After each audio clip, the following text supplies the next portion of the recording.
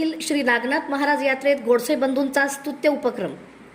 मोहोळ येथे भरलेल्या श्री नागनाथ महाराज यात्रेदरम्यान गोडसे बंधूंनी यात्रेकरूंना पिण्याच्या पाण्याचे वाटप करून सामाजिक बांधिलकीचे उत्तम उदाहरण घालून दिले। कैलासवासी दत्तात्रय चांगदेव गोडसे यांच्या स्मरणार्थ हा उपक्रम दरवर्षीप्रमाणे यंदाही राबवण्यात आला। या उपक्रमाचे आयोजन अविनाश दत्तात्रय गोडसे, प्रशासन अधिकारी, जिल्हा परिषद सोलापूर आणि सतीश दत्तात्रय गोडसे, सहाय्यक पोलीस निरीक्षक, काशीमीरा पोलीस स्टेशन, मुंबई यांनी केले।